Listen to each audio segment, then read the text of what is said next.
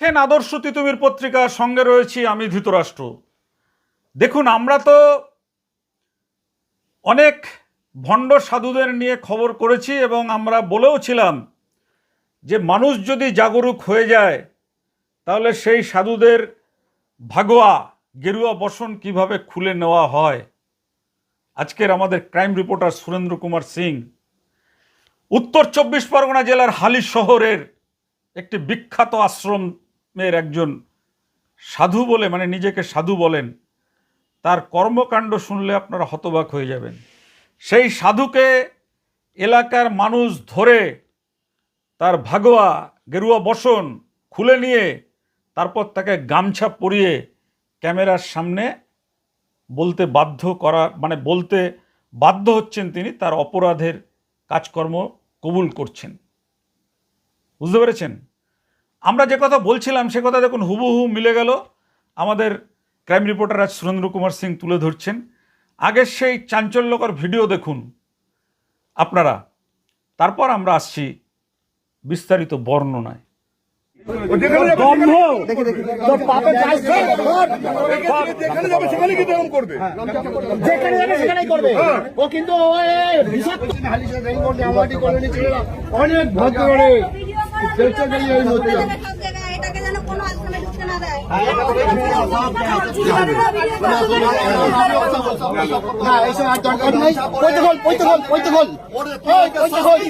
তুমি অধর্ম করেছো, আজকে ধর্মের স্বীকার কর। আমি অধর্ম করেছি, জোরে বলো কি স্বীকার করেছি? আমি অধর্ম করেছি, আমি অধর্ম করেছি,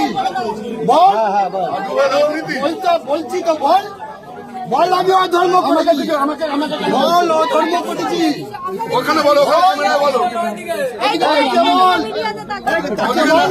আমি অধর্ম করেছি, জোরে বলো,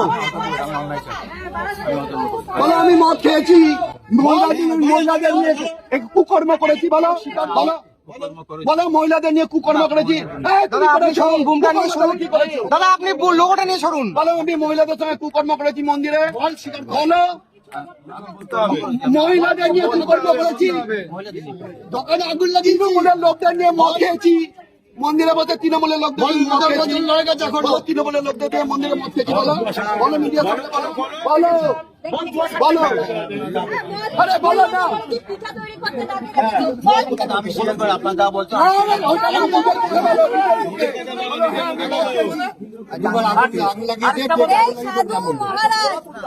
সাধু মহারাজ ইনি সন্দেশখালীতে শেখ জাহানের মতো আলিশার 15 নম্বর ওয়ার্ডের মহিলাদের ডেকে বলতো, মা বোনেরা তোমরা সন্ধ্যাবেলায় আসবে, এসে পিঠে তৈরি করবে। এবার সাধারণ মানুষ আপনারাই এই যে সাধু রূপী এই যে ভণ্ড সাধু যাকে বলে এর বিচার করবে। মহিলাদের এইভাবে ডাকতো,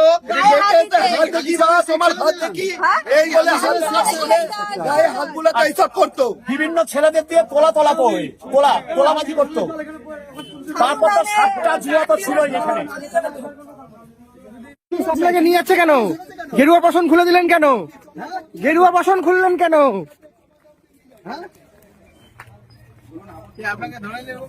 আপনি তো সাধু, আপনাকে ধরে যাচ্ছে কেন? আপনি তো সাধু হচ্ছেন, আপনি কি করেছেন?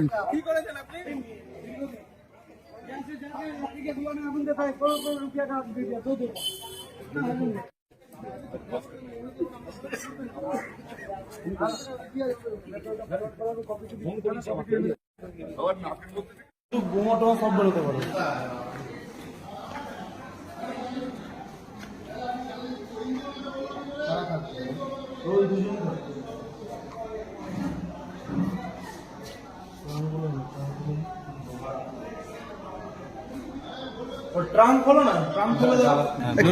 কি বিষয়টা হয়েছে? এরকম মদের বোতল দেখা যাচ্ছে এই সিঁড়ির তলায়।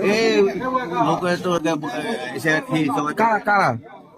হয়তো বাইরের লোক তো গেছিল, হয়তো বসে খেয়েছে, ঠিক আছে আর কি। তা আপনার আশ্রম তো এটা আশ্রম, তো ওরকম এসে কেউ খেতে পারে মদ? খেয়েছে, এখন কি করবো মানে এটা কোনো কথা? 2021 সালে যে চৌমাথা বাজার, 2021 এবং 2023 সালে যে চৌমাথা বাজারে অগ্নিকাণ্ড হয়েছে, ওর সঙ্গে উনি ওতপ্রোত ভাবে জড়িত। কারা করেছে, কার নির্দেশে করেছে, উনি সমস্ত মিডিয়ার সামনে ওনাকে জিজ্ঞেস করুন। কারা কারা করেছে যে অগ্নিকাণ্ড হয়েছিল? অগ্নিকাণ্ড করেছে যে তৃণমূলের অজয় এবং ইন্দ্র, অজয় কি, অজয় টাইটেল কি? অজয় মালিক। আচ্ছা, এরপরে ওপর থেকে কার পারমিশন ছিল?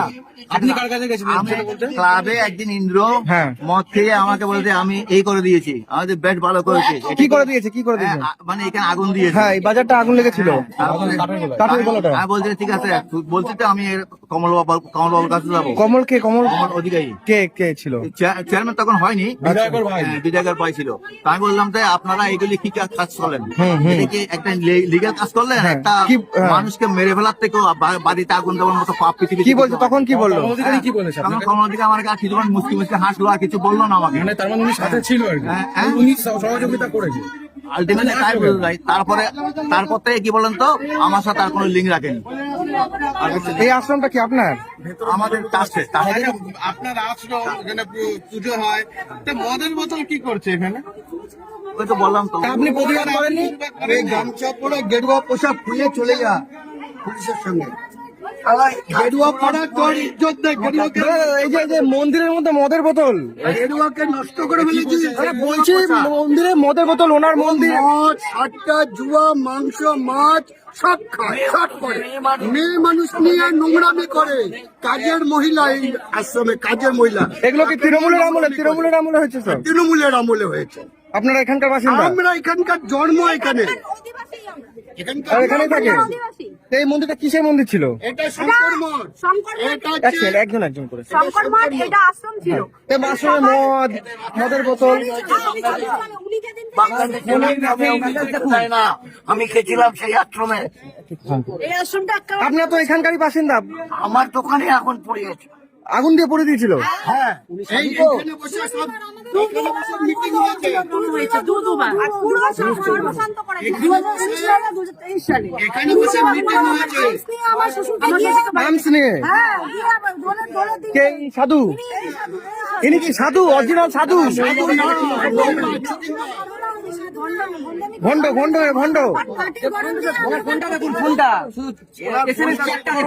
একটু সমস্ত মহিলার সঙ্গে, সব মহিলাদের সঙ্গে শুধু হাই হ্যালো, একতরফা হাই হ্যালো। আচ্ছা, ইনি আপনারা তো ইয়ং জেনারেশন, ইনি কি সাধু? নোংরামি পাড়া চলছে না, এরা কি সাধু? ভণ্ড, ভণ্ড ভণ্ড। এই ভণ্ডামি কি তৃণমূল আমলে বেশি করতো? হ্যাঁ, তৃণমূল আমলে। 2021 সাল যখন এসেছে, ওর একটা র্যাকেট চালাতো এখানে। এখানে অস্ত্র কারখানা রেডি করেছিল। আপনি ঠিক মতন খুঁজলে আমস পাবেন। নাহলে আমাদের বাড়িতে উনি ড্রিঙ্ক করে উনি আর্মস নিয়ে গেছে। আমার বাড়ির শ্বশুরকে মারছে। আর্মস মানে কি নিয়ে গেছিল? শুটার, গান নিয়ে গেছে। বন্দুক নিয়ে গেছিল? কবে কবে এটা? দেড় বছর না 2 বছর আগে, 2 বছর আগে হবে। তো আপনারা প্রতিবাদ করেননি? আমরা ওই ভয়টা আমরা চুপ করে থাকতাম, ভয় চুপ করে থাকতাম। তা এখন ভয় কেটেছে? 2 বছর আমাদের এখন আর কি আছে ক্ষতি করার, বা শেষ হওয়ার তো কিছু নেই, সব শেষ করে দিয়েছে। সমস্ত গান মানুষের বিক্রি ক্ষতি করার। আপনার নাম? আমি পিয়ালি সাহা। এখানকারই বাসিন্দা? আপনার জড়িয়ে সাহা। এখানকারই বাসিন্দা? আপনার এখানকারই? একই বাড়ির ফ্যামিলি আমরা। এই যে হালিশহরের যে আশ্রমটি, এই আশ্রমটি কিন্তু দীর্ঘদিন যাবৎ চলছে। আশ্রমটিতে এই যে ভণ্ড বাবাজিকে আপনারা দেখলেন, যে ভণ্ড বাবাজির ভাগোয়া খুলে নেওয়া হলো, গামছা পরিয়ে দেওয়া হলো, এবং তারপর তিনি নিজে স্বীকার করছেন, তার অপরাধ কবুল করছেন। এটা কি ঠিক? আপনারা বলুন তো। সাধুর মধ্যে থাকবে ত্যাগ, তিতিক্ষা, ন্যায়পরায়ণতা। সাধু মানুষের দুঃখে, সাধুর চোখে জল আসবে। সাধু মানুষকে, দুঃখী মানুষকে কিভাবে সুখী করতে পারে তার জন্য সৎ উপদেশ, সৎ পরামর্শ দেবেন। এটাই তো সাধুদের কাজ। সাধুদের কাজ এটা যে আশ্রম খুলে আশ্রমের মধ্যে মহিলা নিয়ে তাদের ভোগ করা, আশ্রম খুলে বিভিন্ন রকম অনৈতিক কাজ করা। এই যে হালিশহরের যে ভণ্ড সাধু বাবাকে আমরা দেখাচ্ছি আপনাদেরকে, এই ধরনের কাজ যারা করে তাদের সমর্থন করতে হবে, তাদের পাশে দাঁড়াতে হবে। তাদের জন্য আমাদের ক্যামেরা, সুরেন্দ্র সিংয়ের ক্যামেরা, আমার কণ্ঠস্বর বন্ধ করে দিতে হবে? না, আমরা বন্ধ করব না। আমরা খবর দেখাই জনসাধারণের জন্য, জনগণের জন্য, জনগণের সচেতনতার জন্য, জনগণকে জাগরুক করার জন্য। যারা প্রকৃত ধার্মিক তাদের সঙ্গে আমাদের কোনো লড়াই নেই। যারা প্রকৃত ধর্মের কাজ করছেন, অধর্মের সঙ্গে লড়াই করছেন, সেই সমস্ত সাধুদের সাথে আমাদের কোনো লড়াই নেই। এই সমস্ত যারা সাধু, যারা ধর্মের নামে ব্যবসা করছেন, যারা ধর্মের নামে মানুষের ওপর অত্যাচার করছেন, যারা ধর্মের নামে মানুষকে সর্বশান্ত করছেন, তাদের সঙ্গে আমাদের লড়াই ছিল, আছে, থাকবে। হয়তো ঈশ্বর আমাদের সেই কারণে এই পৃথিবীতে এখনো বাঁচিয়ে রেখেছে। আজকের এই হালিশহরের আশ্রমের খবরটি তুলে ধরলাম। কেমন লাগলো আপনাদের? আপনারা জানাবেন আমাদের কমেন্ট করে, এবং আমাদের খবরটি বেশি বেশি আকারে আপনারা শেয়ার করবেন মানুষের কাছে, যাতে পৌঁছে যায় এই বার্তা যে সাধু মানেই সকলেই সাধনা করে সাধু হয়নি। সাধু মানেই দেশ, জাতি, সমাজের মঙ্গলের জন্য অনেক সাধুর বেশ ধরে মানুষকে নির্যাতন করছে, মানুষের উপরে অত্যাচার করছে। আজকের এই খবর দেখার পরে অবশ্যই আপনারা আমাদের জানাবেন। দেখুন, আমরা কত লোক আমাদের খবর দেখে, কারা দেখেন আমরা সেটা বিবেচনা করি না। যেটা সত্য, যেটা ন্যায়, যেটা সমাজের পক্ষে ক্ষতিকর, সে খবর আমরা তুলে ধরে তাতে যদি আমাদের নিজেদের কোনো ক্ষতি হয় সেটা কিন্তু আমরা মাথা পেতে নেই। আপনাদের দেখাবো এর পরে আমরা আমাদের ক্রাইম রিপোর্টার সুরেন্দ্র কুমার সিং। দেখবেন যা দেখা যায় চকচক করছে, সব কিছু কিন্তু সোনা নয়। যারা দেখবেন কালো ড্রেস পরেছে, উকিল হয়েছে, সবাই উকিল নয়। যারা গলায় প্রেসের বকলেস লাগিয়ে, হাতে কলম লাগিয়ে, ক্যামেরা লাগিয়ে, ডান্ডা বুম লাগিয়ে ঘুরছেন, তাদের সবাইকে আমরা সাংবাদিক মনে করি না। আসবো আমরা পরের সেই খবর নিয়ে। আপনারা দেখলে চমকে যাবেন যে আমাদের সুরেন্দ্র কুমার সিং নিজের জীবনের ঝুঁকি নিয়ে সমাজের স্বার্থে কি ধরনের খবর প্রকাশ করেছিল, যে খবর প্রকাশের জন্য তিনি তাকে খুন করার, একদম পরিকল্পিতভাবে হত্যা করার চেষ্টা হয়েছিল। রুখে দিয়েছেন। কে রুখে দিয়েছেন? রুখে দিয়েছেন, আমরা বিশ্বাস করি বা নাই করি, একটা শক্তি রয়েছে, সেই শক্তি কিন্তু তাকে রক্ষা করেছে। আজ এ পর্যন্ত, ভালো থাকবেন, নমস্কার।